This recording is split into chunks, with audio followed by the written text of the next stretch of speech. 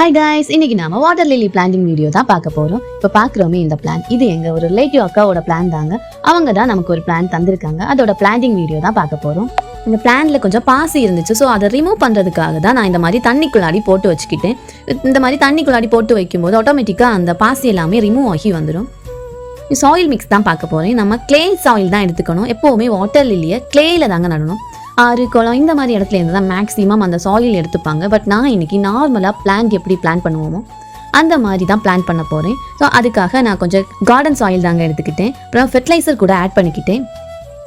இந்த மாதிரி ஒரு குட்டியாக ஒரு பாட் எடுத்துக்கிட்டேன்.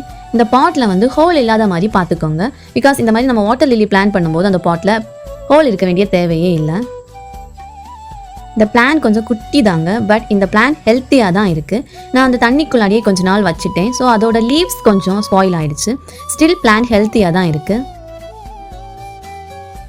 இந்த பிளான்டோட லீவ்ஸ் எல்லாமே ஃபுல்லாக வளரல. ஸோ இந்த லீவ்ஸ் கொஞ்சம் மேலே தெரிகிற மாதிரி நான் பிளான் பண்ண ட்ரை பண்ணேன். பட் என்னால் கடைசி வரைக்கும் அந்த லீஃப் வெளியே தெரிகிற மாதிரி பிளான் பண்ண முடியல.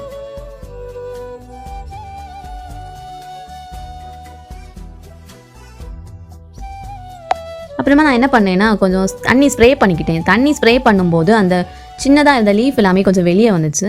இந்த மாதிரி ஒரு பேசின் தாங்க எடுத்திருக்கேன். இந்த பேசின்குள்ளாடி தான் நம்ம இந்த பாட்டை வைக்க போகிறோம். இந்த பேசினை நான் தண்ணி விட்டு ஃபில் பண்ணிக்க போகிறேன். பொதுவாக நம்ம என்ன பண்ணுவோம்னா இந்த மாதிரி வாட்டர் லில்லி பிளான் பண்ணுறதுக்காகவே பேசின் இல்லைன்னா அதுக்காகவே சில பெருசாக சில தொட்டியெல்லாம் இருக்கும். அதில் தாங்க கிளே எடுத்து வச்சு பிளான் பண்ணுவோம். பட் இது இன்னொரு மெத்தட். நம்ம ஒரு பாட் எடுத்து பாட்டுக்குள்ளாடி பிளான் பண்ணிவிட்டு பேசின்குள்ளாடி வைக்கிறது. இந்த மாதிரி பண்ணுறப்போ என்ன ஆகும் அப்படின்னா நம்ம பிளான்ட் மெயின்டைன் பண்ணுறதுக்கு ஈஸியாக இருக்கும். தண்ணி சேஞ்ச் பண்ணுறதுக்கு எல்லாமே கொஞ்சம் ஈஸியாக இருக்கும். ஸோ அதனால் மட்டும்தாங்க நம்ம பேசின் சூஸ் பண்ணியிருக்கோம். 2 வீக்ஸ் கழிச்சு ரிசல்ட் தாங்க பார்க்குறோம். பிளான்ட் ரொம்பவே ஹெல்த்தியாக வளர்ந்துருச்சு. பட் அந்த பிக் லீவ்ஸ் எல்லாமே ஸ்பாயில் ஆகிடுச்சு. அதெல்லாம் நான் ரிமூவ் பண்ணிட்டேன். பட் ஸ்டில் அந்த சின்ன சின்ன லீஃப் எல்லாமே வளர்ந்து சூப்பராக ஹெல்த்தியாக பிளான்ட் வளர்ந்துருக்கு.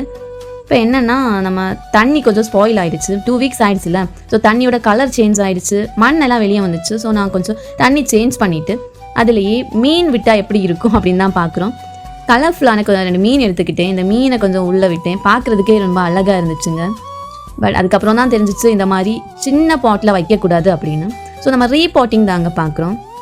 இந்த மாதிரி சின்ன பாட்டில் வச்சோன்னா நமக்கு பிளான்டோட க்ரோத் வரும். பட் ஸ்டில் அது ஒரு குட்டியான பிளான்டாக தான் இருக்கும். ரொம்ப பெருசாக வளராது. அதுக்காக தாங்க நான் கார்டன் சாயில் கலெக்ட் பண்ணிக்கிட்டேன். கார்டன் சாயில் கூடவே நான் ஃபெர்டிலைசரும் ஆட் பண்ணியிருக்கேன். நான் என்ன பண்ணிட்டேன்னா அந்த ஃபெர்டிலைசரை இந்த பாட்டோட மிடில் லேயரில் ஒரு லேயராக போட்டு வச்சுக்கிட்டேன். நம்ம ரீபாட் தான் பண்ண போகிறோம். ரீபாட் பண்ணுறதுக்காக அந்த குட்டி பாட்லேருந்து நான் அந்த பிளான்ட்டை எடுத்துக்கிட்டு இந்த கொஞ்சம் பிக் சைஸில் இருக்க இந்த வைடான ஒரு பாட் எடுத்துக்கிட்டு அதில் தாங்க பிளான் பண்ண போகிறேன். பார்த்தீங்களா, அது ஈஸியாகவே வந்துடுச்சு. பிகாஸ் அது தண்ணிக்குள்ளாடியே இருக்கிறதுல அந்த ரூட் எல்லாமே பெருசாக இருக்குங்க. பிளான்ட் ரொம்ப ஹெல்த்தியாக ரூட்டும் பெருசாக வளர்ந்துருக்கு. சின்ன பாட்டாக இருந்தாலுமே ரொம்ப ஹெல்த்தியாக வளர்ந்துச்சு. அதோட லீஃப்லாம் பார்த்தீங்களா, நம்ம பிளான் பண்ணப்போ ரொம்ப குட்டியாக இருந்துச்சு. பட் இப்போது ரொம்ப அழகாக வளர்ந்துருக்கு. இந்த மாதிரி பிளான் பண்ணுறப்போ கொக்கோபீட் எதுவும் ஆட் பண்ண வேண்டாங்க. கொக்கோபீட்டில் ஆட் பண்ணிக்கிட்டோம்னா தண்ணி ஸ்பாயில் ஆகிடும். பட் நான் ஃபஸ்ட் டைம் பிளான் பண்ணப்போ அந்த மாதிரி பண்ணிட்டேன். ஸோ சீக்கிரமாகவே தண்ணி ஸ்பாயில் ஆகிடுச்சு. பட் திஸ் டைம் நான் வந்து ரொம்ப ப்ராப்பராக பண்ணிக்கிட்டேன். ஃபெர்டிலைசர் கூடவே பிளான்ட் கூட ஃபுல்லாகவே மிக்ஸ் பண்ணல, சாயில் ஃபுல்லாகவே மிக்ஸ் பண்ணல. கொஞ்சம் மிடில் லேயரில் இருக்கிற மாதிரி பார்த்துக்கிட்டேன். ஸோ மிடில் லேயரில் இருக்கிறனால சாயிலோட வெளியேயும் வராது, தண்ணி ஸ்பாயில் ஆகாது. பட் பிளான்டோட க்ரோத்துக்கும் ஃபெர்டிலைசர் இருக்கிறனால கொஞ்சம் யூஸ்ஃபுல்லாக இருக்கும். அந்த மாதிரி தான் பார்த்துக்கிட்டேன். பேசின் ஃபுல்லாகவே தண்ணியை ஃபில் பண்ணி எடுத்துக்கிட்டேங்க. எப்போவுமே தண்ணி கம்மியாகாமல் பார்த்துக்கணும்.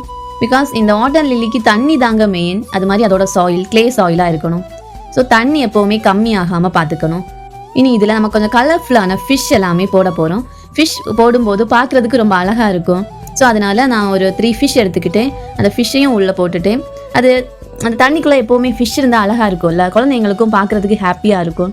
ஸோ மஸ்கிட்டோஸ் எதுவும் வராது. மஸ்கிட்டோ வந்து முட்டை போட்டு தண்ணியை ஸ்பாயில் பண்ணாது. ஸோ அதுக்காகவும் பார்க்குறதுக்கு கொஞ்சம் அழகாக இருக்குங்கிறதுக்காகவும் நான் கொஞ்சம் மீனை போட்டுட்டேன். இந்த மாதிரி பாசி எனக்கு கிடச்சிச்சுங்க. இந்த மாதிரி பாசி இதுக்குள்ளாடி போட்டதுக்கு அப்புறம் தான் இது ஃபுல்ஃபில் ஆன மாதிரி எனக்கு தோணுச்சு. இந்த பாசி ரொம்பவே யூஸ்ஃபுல்லுங்க. இது pH லெவலில் வந்து மெயின்டைன் பண்ணிக்கும், தண்ணியோட pH லெவலை. அதுக்கப்புறமா இதில் மஸ்கிட்டோ எதுவும் வராத மாதிரி பார்த்துக்கும். பிகாஸ் அது மஸ்கிட்டோ வந்து முட்டை போட்டுச்சுனாவே தண்ணி ஃபுல்லாகவே ஸ்பாயில் ஆகிடும். ஸோ அதை கண்ட்ரோல் பண்ணுது. பட் இது வந்து ரொம்ப ஸ்ப்ரெட் ஆகாத மாதிரி பார்த்துக்கணும். ஒரு 1 வீக் போயிடுச்சு அப்படின்னா கண்டிப்பாக க்ளீன் பண்ணிடுங்க. க்ளீன் பண்ணலை அப்படின்னா ஃபுல்லாக ஸ்ப்ரெட் ஆயிரும், பிளான்ட்டோட க்ரோத்தையும் கம்மி பண்ணிடும். ஸோ பாசியெல்லாம் இருந்துச்சுனாலும் கொஞ்சம் ரிமூவ் பண்ணி விட்டுக்கோங்க. 3 டேஸ்க்கு அப்புறம் தாங்க பிளான் ரொம்பவே அழகாக வளர்ந்துருச்சு. நம்ம இந்த பாட்டுக்குள்ளாடி தாங்க பிளான் பண்ணப்போ பிளான்ட் இருந்துச்சு. இப்போ பிளான்ட் வந்து பாட்டோட வெளியே லீஃப் வந்துச்சு பார்த்தீங்களா. 3 டேஸ்க்கு அப்புறம் அந்த பாசி கூட ஸ்ப்ரெட் ஆகிருக்கு. பட் இது 1 வீக் வரைக்கும் தாங்க டைம். 1 வீக்லேயே ரிமூவ் பண்ணிக்கோங்க, இல்லைன்னா பிளான்ட்டோட க்ரோத் கம்மி ஆகிடும், பிளான்ட்டை ஃபுல்லாகவே ஸ்பாயில் பண்ணிடும். இந்த வீடியோ உங்களுக்கு யூஸ்ஃபுல்லாக இருக்கும் அப்படின்னு நினைக்கிறேன். இந்த வீடியோ உங்களுக்கு பிடிச்சிருக்கு அப்படின்னா லைக் பண்ணுங்கள், ஷேர் பண்ணுங்கள், சப்ஸ்கிரைப் பண்ணுங்கள்.